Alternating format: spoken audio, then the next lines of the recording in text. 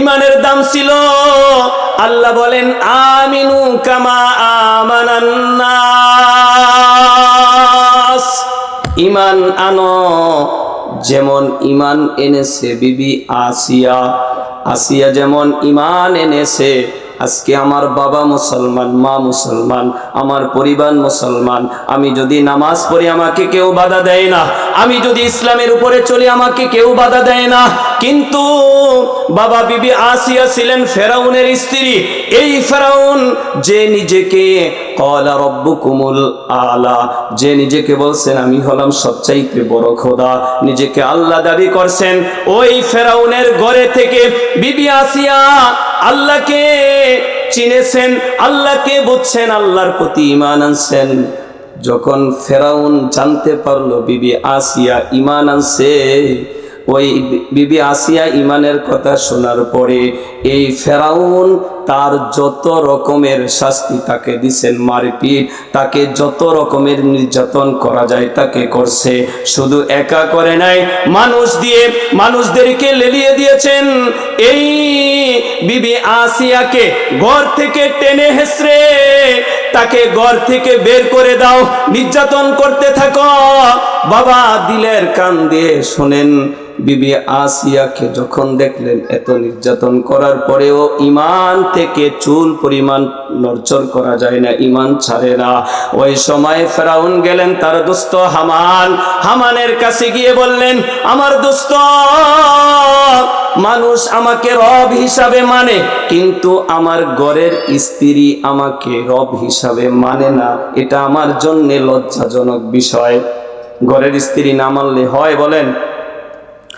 এজন্য যখন ফেরাউন বললেন আমার স্ত্রী আমাকে রব হিসাবে মানে না, দোস্ত হামান বললেন, যাও দোস্ত একটা কাজ করো, বিবি আসিয়াকে শাস্তি দাও, মরুভূমিতে উত্তপ্ত গরম বালুর মধ্যে চিৎ করে শোয়ায় দাও।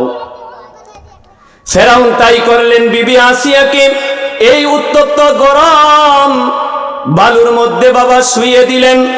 শোয়ায় দেওয়ার পরে বললেন, বিবি আসিয়া তাতরুকিনাল ঈমান, বিবি আসিয়া ঈমান ছাড়বা?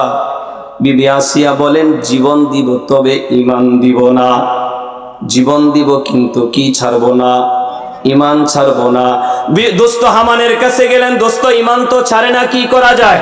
দোস্তে আবার পরামর্শ দিল, যাও তার হাত পাও টান করে দুই হাতে দুইটা পেরাক মারবা, দুই পায়ে দুইটা পেরাক তাকে মারবা।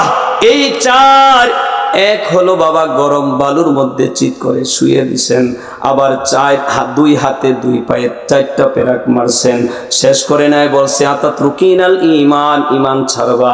তখনও বিবি আসিয়া বলেন, জীবন দিব কিন্তু ঈমান দিব না। এরপরে দোস্ত হামানের কাছে গেলেন, দোস্ত বিবি আসিয়া তো ঈমান ছাড়ে না। দোস্ত বললেন, যাও একটা কাজ করো, সেই কাজটা হলো একটা বেলেট নাও, এই বেলেট নিয়ে তার শরীরের চামড়াগুলা উঠিয়ে, পুরো পরিপূর্ণ চামড়াগুলা উঠিয়ে নাও। ফেরাউন দোস্তের কথা শুনে বিবি আসিয়ার শরীর থেকে বেলেট দিয়ে চামড়াগুলা উঠিয়ে নিলেন। এরপরে বলেন, বিবি আসিয়া তাতরুকিনাল ঈমান, বিবি আসিয়া ঈমান ছাড়বা? বিবি আসিয়া বলেন, জীবন দিব ঈমান ছাড়বো না। দোস্তের কাছে গেলেন, দোস্ত ঈমান তো ছাড়ে না। দোস্ত বলেন, শেষ ম্যাচে একটা কাজ করো, বিশাল পাথর নিয়ে তার উপরে নিক্ষেপ করো, দুনিয়া থেকে শেষ করে দাও। আমার রব্বে কারীম আল্লাহ তাআলা বলেন, ওয়াদারাবাল্লাহু মাসালাল লিল্লাযীনা আমানু ইমরাতা ফিরআউন। আল্লাহ তাআলা বলেন, আমার হাবিব মানুষের কাছে বিবি আসিয়ার দৃষ্টান্ত তোমরা পেশ করো, মুসলমানদের কাছে বিবি আসিয়ার দৃষ্টান্ত তোমরা তুলে ধরো। إذ قالت رب ابن لي عندك بيتا في الجنة ونجني من فرعون وعمله ونجني من القوم الظالمين। আল্লাহ তাআলা যখন ওই যে ফেরাউন শেষমেশ যখন পাথর মেরে শেষ করে দিবেন। ওই সময় পাথর মারবেন, বিবি আসিয়া হাসতেছেন। ফেরাউন বলে, তুমি কেন হাসো? কি কারণে হাসো? কে হাসায়?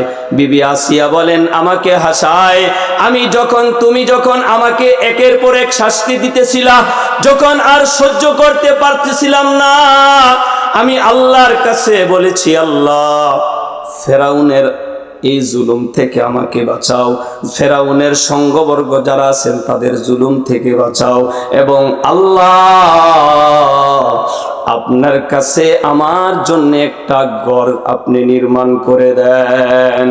আমি যখন তুমি পাথর মারবা, আমি দেখলাম আল্লাহর কাছে যেই দোয়াটা করেছি, আমার আল্লাহ স্বয়ং দেখিয়ে দিয়েছেন, আমার আল্লাহর পাশে আমার জান্নাত তৈরি করেছেন। এটা দেখে আমি হাসতেছি। এই জন্য বাবা, ইমানের পরীক্ষা আসে।